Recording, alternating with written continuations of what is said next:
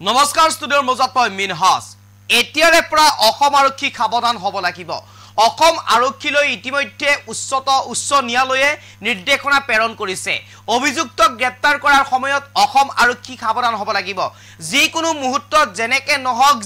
যিকোনো উপায়েৰে বা ইচ্ছাকৃতভাৱে অসম আৰক্ষী এতিয়া অভিযুক্তক গ্ৰেপ্তাৰ কৰিব নোৱাৰিব গ্ৰেপ্তাৰ কৰাৰ সময়ত প্ৰতিটো নীতি নিয়ম মানি চলিব লাগিব অসম আৰক্ষীয়ে গ্ৰেপ্তাৰ কি কাৰণত কৰিছে গ্ৰেপ্তাৰ কৰা কি অপৰাধত গ্ৰেপ্তাৰ কৰা হৈছে অভিযুক্তক এই সম্পূৰ্ণ বিৱৰণ দিব লাগিব গ্ৰেপ্তাৰ কৰাৰ প্ৰাক মুহূৰ্ত তাৰ পিছতে এগৰাকী অপৰাধীক এগৰাকী অভিযুক্তক গ্ৰেপ্তাৰ কৰিব পাৰিব অসম আৰক্ষীয়ে জেনেকে তেনেকে যি কোনো প্ৰকাৰে আৰক্ষীয়ে গ্ৰেপ্তাৰ কৰিব নোৱাৰিব এতিয়া অভিযুক্তক ইতিমধ্যে এই সন্দৰ্ভত গুৱাহাটী উচ্চ ন্যায়ালয়ৰ ফালৰ পৰা প্ৰেৰণ কৰিছে গুৰুত্বপূৰ্ণ নিৰ্দেশনা ইতিমধ্যে পত্ৰ প্ৰেৰণ কৰিছে মুখ্য সচিব তথা ডিজিপি লৈ এই মুহূৰ্তত সবিশেষ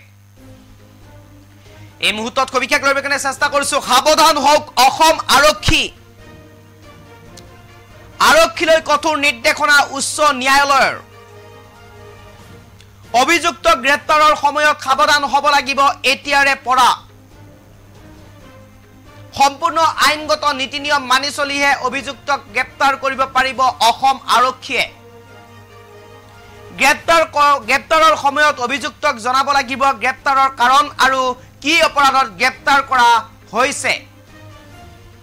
আৰক্ষীৰ নিজ ইচ্ছামতে গ্ৰেপ্তাৰ কৰিব নোৱাৰিব অভিযুক্তক ইতিমধ্যে অসম আৰক্ষীলৈ বিশেষ নিৰ্দেশনা প্ৰেৰণ কৰিছে গুৱাহাটী উচ্চ ন্যায়ালয়ে আইনগত নীতি নিয়ম মানি নচলাৰ বাবে এই নিৰ্দেশ ন্যায়ালয়ৰ ন্যায়াধীশ মৃদুল কুমাৰ কলিতাৰ বিচাৰপীঠৰ পৰা এই নিৰ্দেশনা প্ৰেৰণ অসম আৰক্ষীলৈ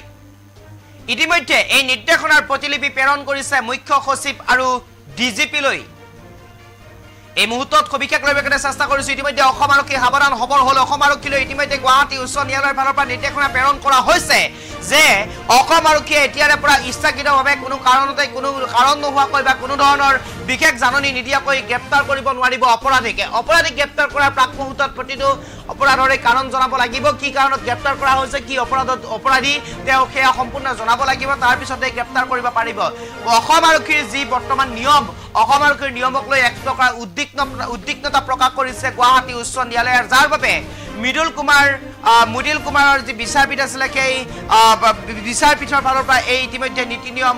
জাৰি কৰি দিছে ইতিমধ্যে ডিজিপিলৈ পত্ৰ প্ৰেৰণ কৰিছে মৃদুল কুমাৰ কলিতাৰ বিচাৰপীঠৰ পৰা এই নিৰ্দেশনা প্ৰেৰণ কৰা হৈছে ডিজিপিলৈ ইতিমধ্যে পত্ৰ প্ৰেৰণ কৰি প্ৰতিলিপি প্ৰেৰণ কৰিছে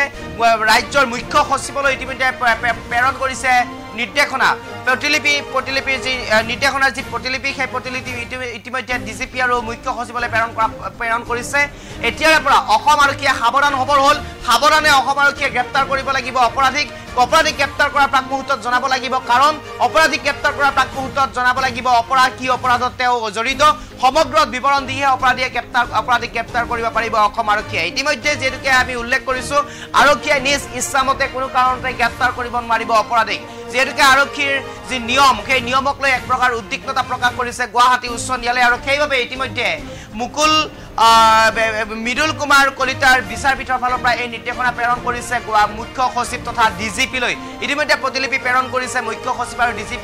ডিজিপিলৈ প্ৰতিলিপি প্ৰেৰণ কৰা পৰিলক্ষিত হৈছে সাৱধান হ'বৰ হৈছে এতিয়া অসম আৰক্ষীৰ কৰ্মকাণ্ডক লৈ অসম আৰক্ষীৰ কাৰ্যক লৈ ইতিমধ্যে উদ্বিগ্নতা প্ৰকাশ কৰিছে গুৱাহাটী উচ্চ ন্যায়ালয়ে আৰু যাৰ বাবে আৰক্ষীক লৈ কঠোৰ হোৱা পৰিলক্ষিত হৈছে এতিয়া গুৱাহাটী উচ্চ ন্যায়ালয়ে অভিযুক্তক গ্ৰেপ্তাৰ কৰাৰ সময়ত সাৱধান হ'ব লাগিব এতিয়াৰ পৰা গুৱাহাটী অসম আৰক্ষী সম্পূৰ্ণ